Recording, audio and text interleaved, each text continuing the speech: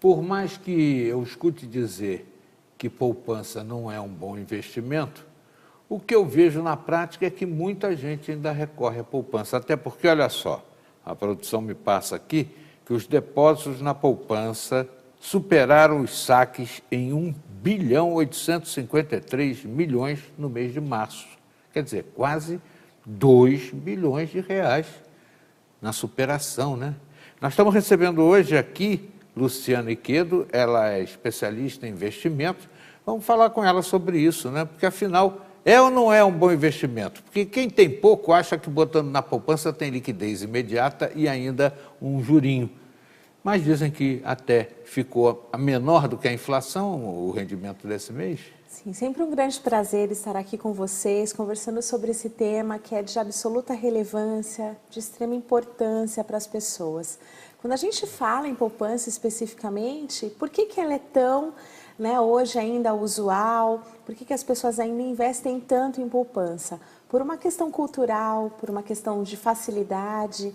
É um produto simples que todo mundo entende, que a pessoa já está acostumada desde sempre a investir nesse tipo de investimento. Ah, a poupança é ruim? Ah, mas veja só, é mais fácil na hora de declarar imposto de renda, porque não tem que pagar tributo. Esse é o argumento principal que eu escuto. Pois é. No fundo, assim, é um esforço muito grande que a gente tem feito de levar a informação, de levar o conhecimento, a educação financeira para as pessoas, porque quando a pessoa conhece outras opções de investimentos, ela consegue ter uma decisão muito mais assertiva, muito mais clara e conhece todas as possibilidades. E nós temos vários outros investimentos hoje que têm a mesma garantia da poupança. Por que a poupança é considerada tão segura? Porque ela tem ali o Fundo Garantidor de Crédito, que é o FGC, que garante até R$250 mil por CPF e por instituição financeira. E a gente tem outros investimentos que se enquadram nessa mesma categoria, né? Por exemplo, a gente tem as letras de crédito imobiliário, letras de crédito do agronegócio, que também são isentos de imposto de renda, que rendem muito mais e que têm o mesmo fundo garantidor de crédito. Então, até aquele limite, esse fundo, ele garante que mesmo que o banco emissor quebre, haverá a reposição daquele valor investido.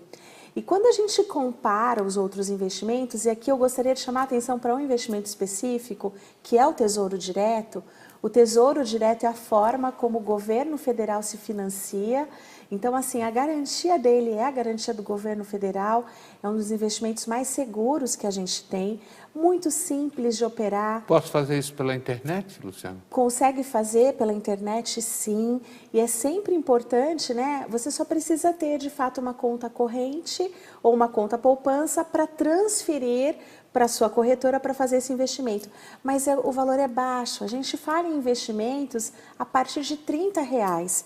E quando consideramos o Tesouro Selic, a gente fala em investimentos a partir de R$100. E olha a diferença. Quando a gente fala do Tesouro Selic, ele tem tido uma rentabilidade de 100% do CDI. O CDI é a nossa referência para remuneração de investimentos. Já quando a gente fala da poupança, hoje com o patamar de Selic que a gente tem, a poupança rende 70% do que rende o CDI, né? Então, assim, 30% a menos. Tá certo que a poupança é isenta de IR, este outro investimento que é o Tesouro Selic, ele tem um imposto de renda, mas quando a gente deixa esse dinheiro para o longo prazo, ele já entra numa alíquota regressiva. Então, ao longo do tempo, a alíquota de imposto de renda para investimentos de renda fixa funciona assim. Começa em 22,5% para os investimentos que ficam até 6 meses, cai para 20% de alíquota sobre os rendimentos para os investimentos entre 6 meses e 1 ano. Depois cai de novo para 17,5% para os investimentos entre 1 e 2 anos. E, por fim, reduz-se para 15% para os investimentos posteriores a 2 anos.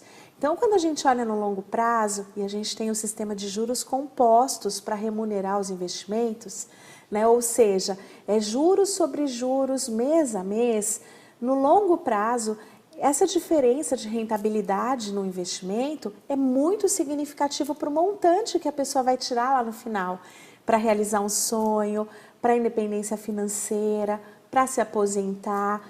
Então, assim, esse conhecimento, esse protagonismo para conhecer outras opções é fundamental nesse momento aí que a gente vive ainda uma crise financeira, baixo, né, índice de emprego, as pessoas ainda estão sofrendo com o desemprego, as famílias.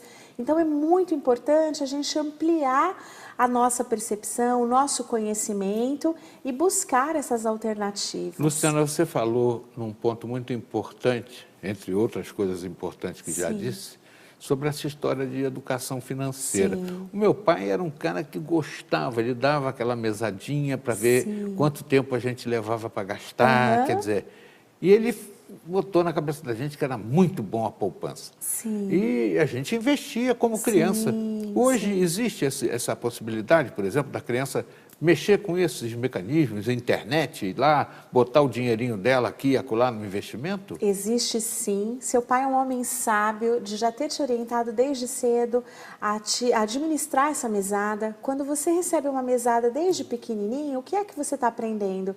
A administrar um orçamento. Então você recebe aquele valor e você precisa administrar tudo que você quer consumir dentro daquela cota, né? Se a cota são R$ 50, a criança ela precisa administrar todas as suas despesas, as suas vontades, os seus desejos dentro daquele limite. Então, te digo que seu pai é um homem sábio, eu concordo muito com ele, com essa técnica de dar uma mesada para ensinar desde cedo.